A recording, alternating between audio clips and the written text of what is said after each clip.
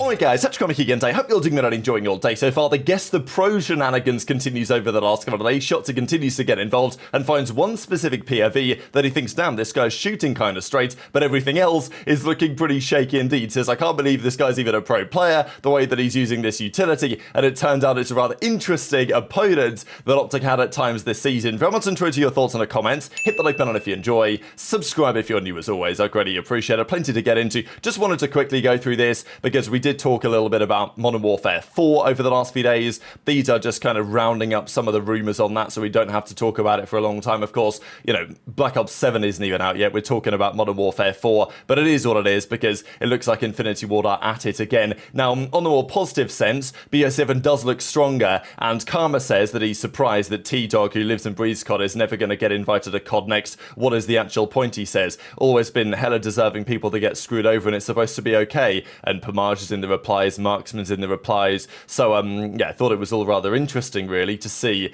you know how it goes, right? The Call of Duty next, the people they invite are the people that they know are going to say good things, right? So it is what it is, but I'm looking forward to seeing the gameplay regardless in due course. But speaking of Karma, he also had a few other, let's say, bones to pick. He put this one out there, reading thoughts about me as a player on COD Reddit every single time. So I think Karma, obviously one of the greatest ever, and of course as a player was considered the greatest for some time. Then Kremp passed him probably like around about 2020, right? Like after 2019, in that kind of time period, Karma was a 3-time world champion, Kremp was a 2-time, and he hadn't won the 3rd ring, the online ring in Modern Warfare 19 and all this stuff. At the time, Karma was considered to be the GOAT, right? That was his perception in the community at the time. Then after a difficult season in 2020, he then retires from that Seattle Surge disaster class. Kremp then wins the world championship that year, and kind of because of that, and still being at the top of his game, and, you know, playing with, you know, not at the top of his game, but still being right at the top of the esport, Kremp kind of surpassed Karma in most people's eyes. And then I'd say around about the same time, despite Scump not really, I mean, Scump was still pretty good that year, but Scump also ended up kind of passing Karma as well in the community rankings, and then Karma kind of went down to 3rd, and then you've got Clayster saying that, well, he thinks that he's 2nd all time just behind Kremp. So, you know, there's some debate there, isn't there? Look, at the end of the day, if you're the best, if you're the 2nd best or the 3rd best player in the history of competitive Call of Duty, still not a bad run, and now Karma's got on to do phenomenal things afterwards now as a coach to cement his legacy even further. But yeah, there was a time where Karma was considered to be the GOAT of COD, and that's not really, there's probably some people that would still say it, but mostly that's not really the case so much anymore. He is still the only player to have 3 rings all on LAN, right? The other guys that have got to 3, Kremp, Clay, and of course Shotzzy, they all did one of their rings back in that 2020 season that we mentioned. But Karma wasn't very happy about this, and I understand it, right, from his perspective. I'll share the clips in a second, but this was the controller player of the decade. Shotzzy won this, as we saw the other day. Shotzzy on Karma's team now, he's coaching him, but the entire rest of Karma's team, right, Scump, Formal, Kremp, all of those guys on the OpTic Dynasty, they were here. They were featured as controller player of the decade, and yet Karma was not. Now, I understand why he wasn't at the end of the day, right? Like, Formal was always going to be there because he was one of the absolute key potential winning candidates because he'd done it in Halo as well.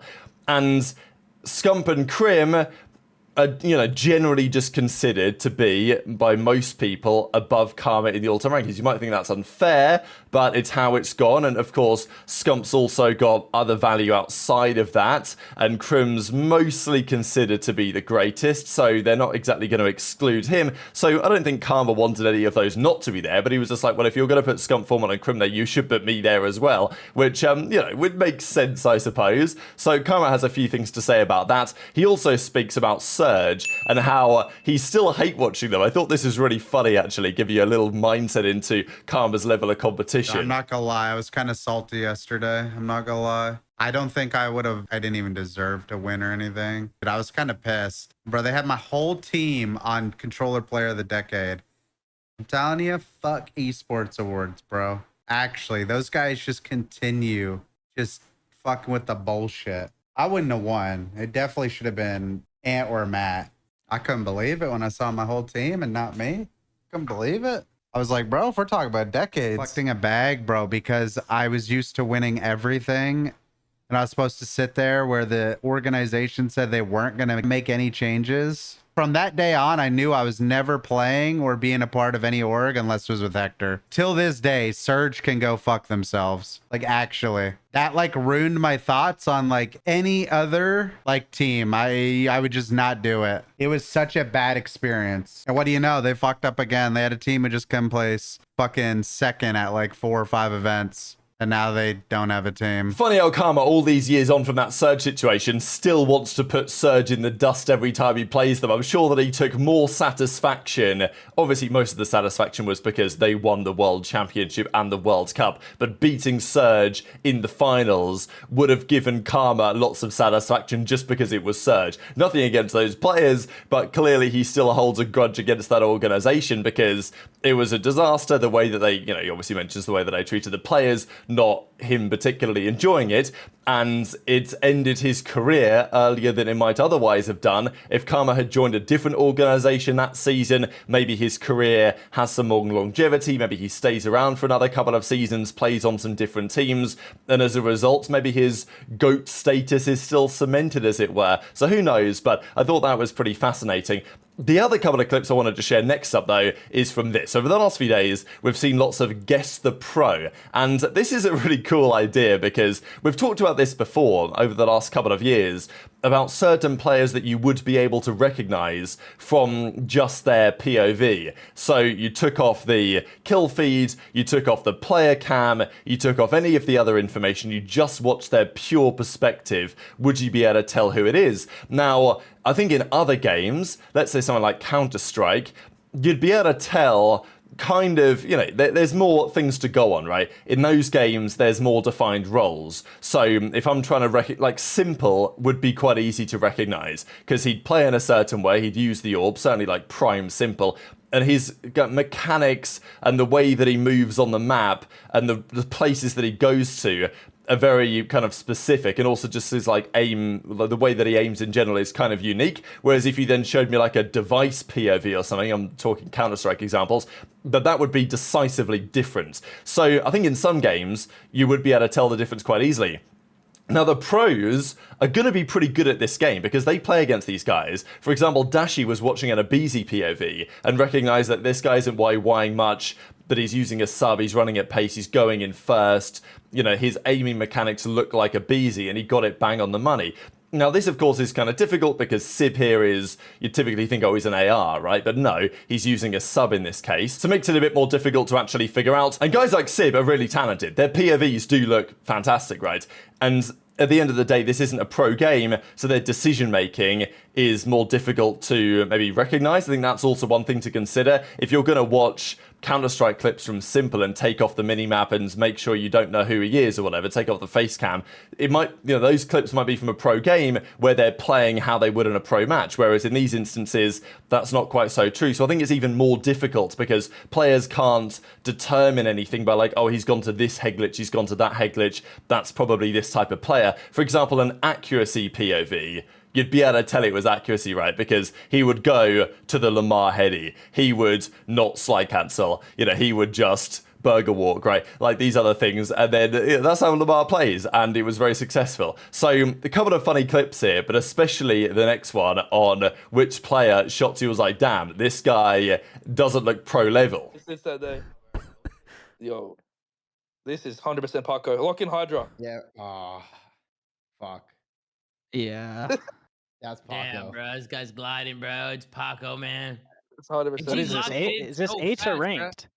Wait, this is ranked, bro. This ain't Paco. This is definitely Paco. Wait, Kyla, did you play ranked? Nah, this is Paco. Yeah, this is Paco. This is 100% Paco rocking it. Oh, this is Paco written all over. Even the way he's Yeah, sliding, this is YY Central too. This screams No, Paco. because this guy's the best point of view in the game. You could definitely tell it's Paco. What? Wow, bro. What? Yeah, Central, bro, look honestly, how many Dante's moving like YYs. this? that's how I knew. That's how I knew it was Dante. Oh, he's got the single, yeah. This is like recent gameplay then. Yeah, this is definitely recent for Yeah. sure. This But is the recent. stop Yeah. go threw me It's like off, a couple bro. weeks old at least. Damn. Fuck. Okay. Who Yo, that is? Dante, Dante be moving. Okay, Dante. It's nading the bullshit. This nade is so shit. This guy's nades are literally horrendous. Bro, who the fuck is throwing this shit? Let me see what this nade out. This nade might fucking piss me off. He fucking swings. Yeah. This guy is swinging. Yo, these tags are horrendous. It actually stunned him. What? There's no way this is a pro player. There is no way. I refuse to believe this. Is this Ghosty? Definitely not Brandon, dude. Brandon would never be moving like this, ever. I'm just gonna say Dan because the nades are fucking shit. I need to see who this was. This is what? This is Gio. Wait, that makes sense. Did you know that? Wait, that actually makes sense, bro. Because I'm not gonna lie, when we scrimmed this guy, bro, he was actually piecing our shit. Like on the, it was on Proto specifically.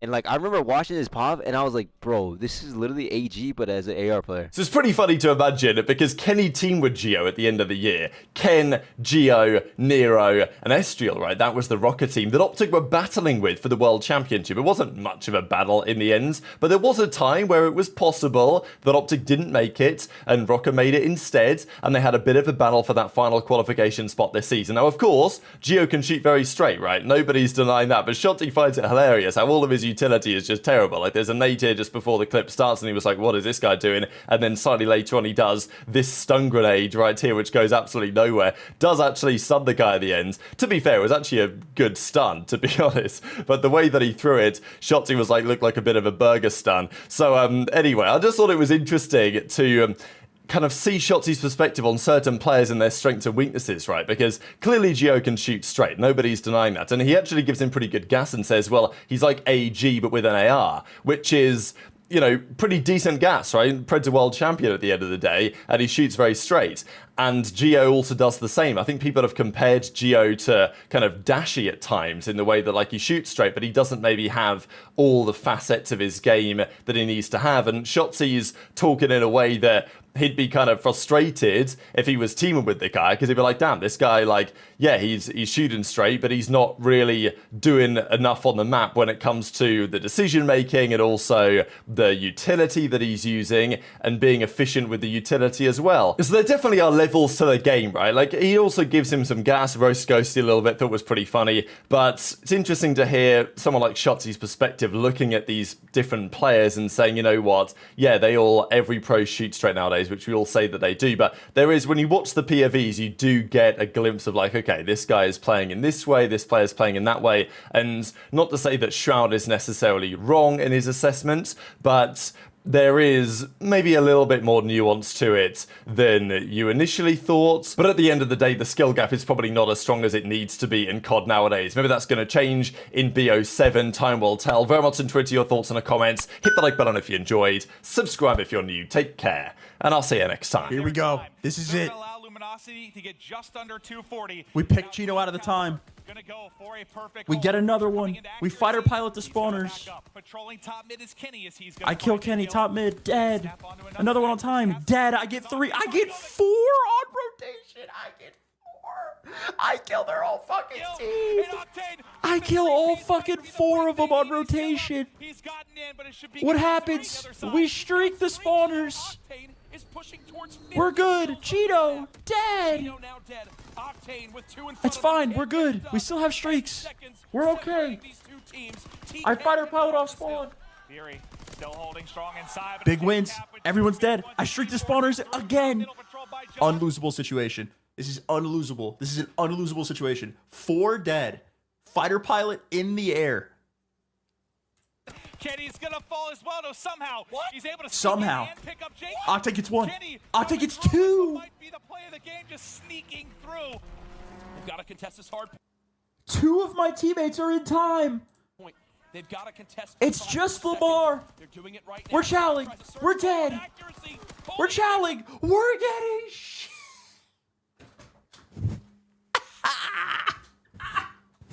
an angle. Accuracy with 2.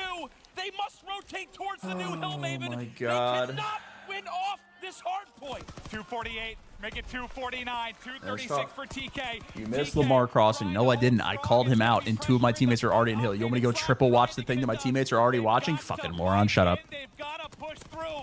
And we lose. Here it is. It's Kenny holding. They're going to get in. The saddest I've ever been. I'm getting wallbanged by a pistol.